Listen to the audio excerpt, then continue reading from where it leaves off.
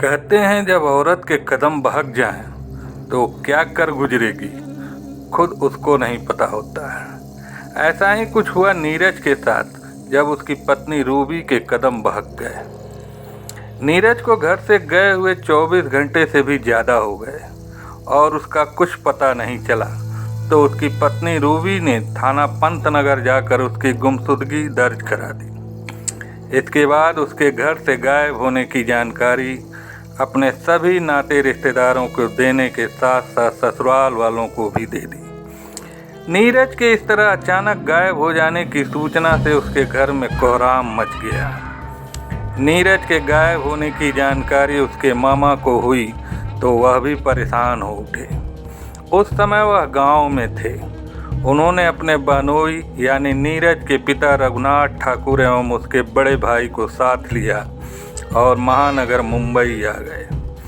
नीरज की पत्नी रूबी ने उन लोगों को बताया कि उस दिन वह घर से 250 रुपये लेकर निकले तो लौट कर नहीं आए। जब उन्हें गए 24 घंटे से भी ज़्यादा हो गए तो उसका धैर्य जवाब देने लगा। उसने थाना पंतनगर जाकर उनकी गुमशुदगी दर्ज करा दी और सभी को उनके घर न आने की जानकारी दे दी। नीरज के इस तरह अचानक गायब हो जाने से उसके पिता रघुनाथ ठाकुर, बड़ा भाई और मामा रमाशंकर चौधरी परेशान हो उठे। सभी लोग मिलकर अपने तरीके से नीरज की तलाश करने लगे। वे मुंबई में रहने वाले अपने सभी नाते रिश्तेदारों के यहाँ तो गए ही, उन अस्पतालों में भी गए जहां एक्सीडेंट के बाद लोगों को इलाज के लिए ले जाया जाता है। आसपास के पुलिस थानों में भी पता किया, लेकिन उसका कहीं कुछ पता नहीं चला। किसी की समझ में नहीं आ रहा था कि आखिर नीरज बिना कुछ बताए क्यों और कहां चला गया। बेटे के अचानक गायब होने की चिंता और भाग दौड़ में पिता रघुनाथ ठाकुर बीमार पड़ गए। एक दिन सभी लोग नीरज के बारे में ही चर्चा कर रहे थे। तभी रूबी ने अपने मामा ससुर रमाशंकर चौधरी से कहा, परसों आधी रात को जब मैं शौचालय गई थी तो मुझे लगा कि वह शौचालय के गड्ढे से कह रहे हैं कि रूबी मैं यहाँ हूँ। उनकी आवाज़ सुनकर मैं चौंकी। मैं शौचालय के गड्ढे के पास यह सोच कर गई कि शायद वह आवाज़ दोबारा है, लेकिन आवाज़ दोबारा नहीं आई। थोड़ी देर मैं वहाँ खड़ी रही। उसके बाद मुझे लगा कि शायद मुझे वहम हुआ है। मैं कमरे में आ गई। अंधविश्वासों पर विश्वास करने वाले नीरज के मामा रमाशंकर चौधरी ने अपनी मौत का सच बताने वाली तमाम प्रेतात्माओं के किस्से सुन रखे थे, इसलिए उन्हें लगा कि अपनी मौत का सच बताने के लिए नीरज की आत्मा भटक रही है। कहीं वह शौचालय के गड्ढे में तो गिरकर नहीं मर गया। सुबह उठकर वह शौचालय के गड्ढे के ऊपर रखे ढक्कन को देख रहे थे। तभी शौचालय की साफ सफाई करने वाला प्रशांत उर्फ ननकी फिनाइल की बोतल लेकर आया और उसके आसपास फिनाइल डालने लगा। उन्होंने पूछा, भाई यहाँ फिनाइल क्यों डाल रहा है? आज यहाँ से कुछ अजीब सी बदबू आ रही है, इसलिए सोचा कि फिनाइल डाल दूंगा तो बदबू खत्म हो जाएगी, प्रशांत ने कहा। प्रशांत की इस बात से रमाशंकर को लगा कि कहीं सचमुच तो नहीं नीरज इस गड्ढे में गिर गया, शायद इसी वजह से बदबू आ रही है। वह तुरंत शौचालय के गड्ढे के ढक्कन के पास पहुंच गए। उसे हटाने के लिए उन्होंने उस पर जोर से लात मारी तो संयोग से वह टूट गया। ढक्कन के टूटते ही उसमें से इतनी तेज दुर्गंध आई कि रमाशंकर चौधरी को चक्कर सा आ गया। 5 मिनट के बाद उन्होंने अपनी नाक पर कपड़ा रखकर उस गड्ढे के अंदर झांका तो उन्हें सफ़ेद कपड़े में लिपटी कोई भारी चीज़ दिखाई दी। उसे देखकर उन्हें यही लगा यह भारी चीज़ किसी की लाश है। उन्होंने यह बात रूबी को बताने के साथ साथ शौचालय के संचालक नरेन भाई सोलंकी को भी बता दी। यह 27 मार्च 2014 की बात थी। इसके बाद रमाशंकर चौधरी सीधे थाना पंतनगर जा पहुँचे। उन्होंने पूरी बात ड्यूटी पर तैनात सब इंस्पेक्टर देवेंद्र ओहवाल को बताई तो उन्होंने तुरंत इस बात की जानकारी अपने अधिकारियों को दे दी। इसके बाद वह अपने साथ हेड कांस्टेबल चंद्रकांत गोरे, किशन राव नावड़कर, प्रशांत सिरके, कांस्टेबल संतोष गुरव और पंकज भोसले को साथ लेकर सहकार नगर मार्केट स्थित न्यू सुविधा सुलभ शौचालय पहुंच गए। पुलिस टीम के घटनास्थल तक पहुंचने तक वहां काफ़ी भीड़ लग चुकी थी। सब इंस्पेक्टर देवेंद्र ओहवाल ने घटनास्थल का निरीक्षण किया। उन्हें भी लगा कि गड्ढे में पड़ी चीज लाश ही है, तो उन्होंने उसे निकलवाने के लिए फायर ब्रिगेड के कर्मचारियों को बुला लिया। फायर ब्रिगेड के कर्मचारियों ने जब सफ़ेद चादर में लिपटी उस चीज़ को निकाला तो वह सचमुच लाश थी।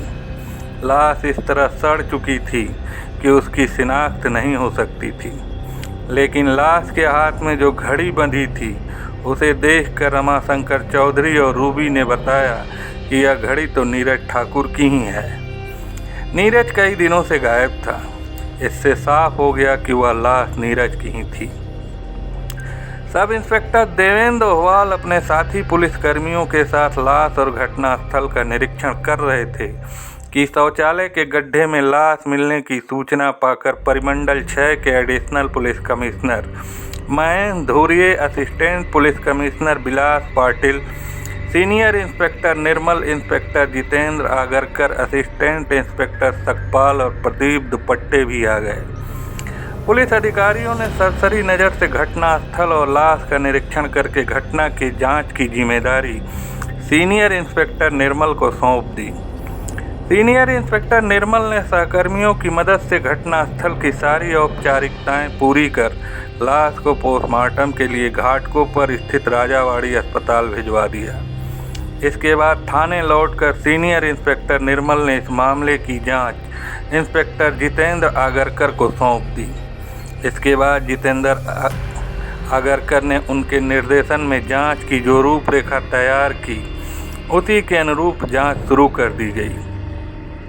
सबसे पहले तो उन्होंने मृतक नीरज ठाकुर के घर वालों के साथ साथ न्यू सुविधा सुलभ शौचालय के संचालक नरेन भाई सोलंकी को भी पूछताछ के लिए थाने बुला लिया।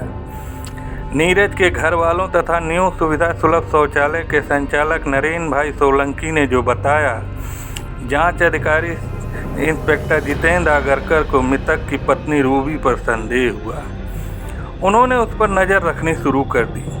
उन्होंने देखा कि पति की मौत के बाद किसी औरत के चेहरे पर जो दुख और परेशानी दिखाई देती है, रूबी के चेहरे पर वैसा कुछ भी नहीं था। इसी से उन्हें आशंका हुई कि किसी न किसी रूप में रूबी अपने पति की हत्या के मामले में जरूर जुड़ी है, लेकिन इतने भर से उसे गिरफ्तार नहीं किया जा सकता था। इसलिए वह उसके खिलाफ ठोस सबूत जुटाने लगे।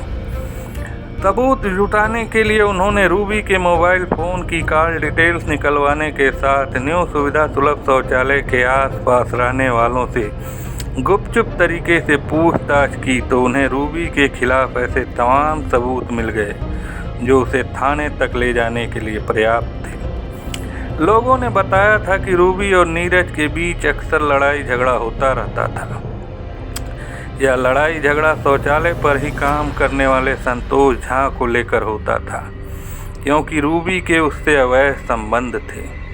इसके बाद इंस्पेक्टर जितेंद्र आगरकर ने न्यू सुविधा सुलभ शौचालय पर काम करने वाले प्रशांत कुमार चौधरी और मृतक नीरज ठाकुर की पत्नी रूबी को एक बार फिर पूछताछ के लिए थाने बुला लिया। इस बार दोनों काफ़ी डरे हुए थे, इसलिए थाने आते ही उन्होंने अपना अपराध स्वीकार कर लिया। रूबी ने बताया कि उसी ने प्रेमी संतोष झा के साथ मिलकर नीरज की हत्या की थी। हत्या में प्रशांत ने भी उसकी मदद की थी। इसके बाद रूबी और प्रशांत ने नीरज की हत्या की जो कहानी सुनाई वह इस प्रकार थी। 35 वर्षीय नीरज ठाकुर मूल रूप से बिहार के जिला मुजफ्फरपुर के थाना सफरा का रहने वाला था। उसके परिवार में माता पिता, एक बड़ा भाई और एक बहन थी। उम्र होने पर सभी बहन भाइयों की शादी हो गई। नीरज 3 बच्चों का पिता भी बन गया। इस परिवार का गुजर बसर खेती से होता था। ज़मीन ज़्यादा नहीं थी, इसलिए परिवार बढ़ा तो गुजर बसर करने में परेशानी होने लगी। बड़ा भाई पिता रघुनाथ ठाकुर के साथ खेती कराता था, इसलिए नीरज ने सोचा कि वह घर छोड़कर किसी शहर चला जाए। जहां वह 4 पैसे कमा सके। घर वालों को भला इस बात पर क्या एतराज़ हो सकता था। उन्होंने हामी भर दी तो 5 साल पहले घर वालों के आशीर्वाद लेकर नीरज नौकरी की तलाश में महानगर मुंबई पहुंच गया। वह सांता क्रूज ईस्ट गोलीबार में उसके मामा रमाशंकर चौधरी रहते थे। उनका अपना स्वयं का व्यवसाय था। वहाँ मामा के साथ रहकर छोटे मोटे काम करने लगा। कुछ दिन बाद उसकी मुलाकात न्यू सुविधा सुलभ शौचालय के संचालक नरेन भाई सोलंकी से हुई तो घाटकोपर थाना पंतनगर के सहकार नगर मार्केट स्थित न्यू सुविधा सुलभ शौचालय की उन्होंने जिम्मेदारी उसे सौंप दी। आधुनिक रूप से बना यह शौचालय काफ़ी बड़ा था। उसी के टेरेस पर कर्मचारियों के रहने के लिए कई कमरे बने थे। उन्हीं में से एक कमरा नीरज ठाकुर को भी मिल गया। न्यू सुविधा सुलभ शौचालय से नीरज को ठीक ठाक आमदनी हो जाती थी। जब उसे लगा कि वह शौचालय की आमदनी से परिवार की जिम्मेदारी उठा सकता है तो गांव जाकर वह अपनी पत्नी रूबी और बच्चों को भी ले आया, क्योंकि वह बच्चों को पढ़ा लिखा कर उनका भविष्य सुधारना चाहता था। नीरज परिवार के साथ न्यू सुविधा सुलभ शौचालय के टेरेस पर बने कमरे में आराम से रह रहा था। जिंदगी आराम से गुजर रही थी, लेकिन जैसे ही उसकी ज़िंदगी में उसका दोस्त संतोष झा दाखिल हुआ, उसकी सारी खुशियों में ग्रहण लग गया। संतोष झा उसी के गांव का रहने वाला उसका बचपन का दोस्त था। वह मुंबई आया तो उसने उसे अपने पास ही रख लिया। गांव का और दोस्त होने की वजह से संतोष नीरज के कमरे पर भी आता जाता था। वह उसकी पत्नी रूबी को भाभी खाता था। इसी रिश्ते की वजह से दोनों में हंसी मजाक भी होता रहता था। इसी हंसी मजाक में पत्नी बच्चों से दूर रहा संतोष धीरे धीरे रूबी की ओर आकर्षित होने लगा। मन की बात उसके हाव भाव से जाहिर होने लगी तो रूबी को भांपते देर नहीं लगी कि उसके मन में क्या है। उसे अपनी ओर आकर्षित होते देख रूबी भी उसकी ओर खींचने लगी। इससे संतोष का साहस बढ़ा और वह कुछ ज़्यादा ही रूबी के कमरे पर आने जाने लगा। घंटों बैठा संतोष रूबी से मीठी मीठी बातें करता रहता। रूबी को उसके मन की बात पता ही थी, इसलिए वह उससे बातें भी वैसी ही करती थी। संतोष की ओर रूबी के आकर्षित होने की सबसे बड़ी वजह यह थी कि नीरज जब से उसे मुंबई लाया था उसी छोटे से कमरे में कैद कर दिया था। उसकी दुनिया उसी छोटे से कमरे में कैद होकर रह गई थी। नीरज अपने काम में ही व्यस्त रहता था। ऐसे में उसका कोई मिलने जुलने वाला था तो सिर्फ संतोष। वही उसके सुख दुख का भी ख्याल रखता था और ज़रूरतें भी पूरी करता था, क्योंकि नीरज के पास उसके लिए समय ही नहीं होता था। संतोष ही उसके बेचैन मन को थोड़ा सुकून पहुंचाता था। संतोष शादीशुदा ही नहीं था, बल्कि उसके बच्चे भी थे। उसे नारी मन की अच्छी खासी जानकारी थी।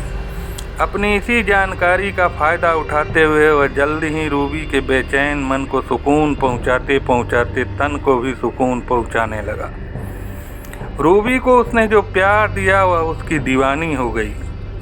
अब उसे नीरज के बजाय संतोष से ज़्यादा सुख और आनंद मिलने लगा, इसलिए वह नीरज को भूलती चली गई। मर्यादा की कड़ियाँ बिखर चुकी थीं। दोनों को जब भी मौका मिलता अपने अपने अरमान पूरे कर लेते। इस तरह नीरज की पीठ पीछे दोनों मौज मस्ती करते रहे, लेकिन पाप का घड़ा भरता है तो छलक ही उठता है। उसी तरह जब संतोष और रूबी ने हदें पार कर दी तो एक दिन नीरज की नज़र उन पर पड़ गई। उसने दोनों को रंगरेलियां मनाते अपनी आंखों से देख लिया। नीरज ने सपने में भी नहीं सोचा था कि 7 जन्मों तक रिश्ता निभाने का वादा करने वाली पत्नी एक जन्म भी रिश्ता नहीं निभा पाएगी। संतोष तो निकल भागा था, रूबी फंस गई। नीरज ने उसकी जमकर पिटाई की। पत्नी की इस बेवफाई से वह अंदर तक टूट गया। बेवफा पत्नी से उसे नफरत हो गई। इसके बाद घर में कलह रहने लगी। नीरज ने रूबी का जीना मुहाल कर दिया। रोज रोज की मारपीट और लड़ाई झगड़े से तो रूबी परेशान थी ही, आस पड़ोस में उसकी बदनामी भी हो रही थी। वह इस सब से तंग आ गई तो इससे निजात पाने के बारे में सोचने लगी। उसे लगा इस सब से उसे तभी निजात मिलेगी जब नीरज न रहे। फिर क्या था, ठिकाने लगाने के लिए उसने साजिश रच डाली। अपनी इस साजिश में रूबी ने अपने ही शौचालय पर काम करने वाले प्रशांत चौधरी को यह कहकर शामिल कर लिया कि नीरज ठाकुर के न रहने पर वह न्यू सुविधा सुलभ शौचालय को चलाने की जिम्मेदारी उसे दिलवा देगी। इसके अलावा वह उसे 50,000 रुपये नकद भी देगी। न्यू सुविधा सुलभ शौचालय चलाने की जिम्मेदारी और 50,000 रुपये के लालच में प्रशांत नीरज की हत्या में साथ देने को तैयार हो गया। इस तरह रूबी ने अपने सुहाग का सौदा कर डाला। 10 मार्च 2014 की शाम नीरज ठाकुर 250 रुपये लेकर किसी काम से 2 दिनों के लिए बाहर चला गया। 12 मार्च की रात में लौटा तो पहले से रची गई साजिश के अनुसार शौचालय के टेरेस पर गहरी नींद सो रहे नीरज के दोनों पैरों को प्रशांत ने कसकर पकड़ लिया तो संतोष उसकी छाती पर बैठ गया। नीरज अपने बचाव के लिए कुछ कर पाता उसके पहले ही रूबी ने सब्जी काटने वाले चाकू से उसका गला रेत दिया। कुछ देर छटपटा कर नीरज मर गया तो तीनों ने उसकी लाश को सफ़ेद चादर में लपेट कर टेरेस से नीचे फेंक दिया। इसके बाद तीनों नीचे आए, शौचालय के गड्ढे का ढक्कन खोल कर लाश उसी में डाल दी। इसके बाद ढक्कन को फिर से बंद कर दिया गया। नीरज की हत्या करके संतोष डोंबिवली चला गया तो प्रशांत और रूबी अपने अपने कमरे पर चले गए। रूबी ने अपना अपराध छिपाने के लिए अगले दिन थाना पंतनगर जाकर पति की गुमशुदगी भी दर्ज करा दी, लेकिन पुलिस की पैनी नज़रों से वह बच नहीं सकी और पकड़ी गई। रूबी से नीरज की हत्या की पूरी कहानी सुनने के बाद इंस्पेक्टर जितेंद्र आगरकर संतोष झा को गिरफ्तार करने पहुंचे तो पता चला कि वह अपने गांव भाग गया है। एक पुलिस टीम तुरंत उसके गांव के लिए रवाना हो गई। संयोग से वह गांव में मिल गया। पुलिस उसे गिरफ्तार कर मुंबई ले आई। मुंबई आने पर उसने भी अपना अपराध स्वीकार कर लिया। इंस्पेक्टर जितेंद्र आगरकर ने रूबी, संतोष झा और प्रशांत चौधरी से पूछताछ के बाद भारतीय दंड विधान की धारा 302, 202 के तहत मुकदमा दर्ज कर तीनों को न्यायालय में पेश किया, जहां से उन्हें आर्थर रोड जेल भेज दिया गया। कथा पुलिस सूत्रों पर आधारित है। आशा करता हूं कि यह कहानी आपको अच्छी लगी होगी, तो कृपया लाइक कमेंट करके हमें ज़रूर बताएं और हाँ, इस चैनल को ज़रूर सब्सक्राइब कर लें ताकि हमारी आने वाली कहानियों की नोटिफिकेशन आपको तुरंत मिलती रहे। धन्यवाद।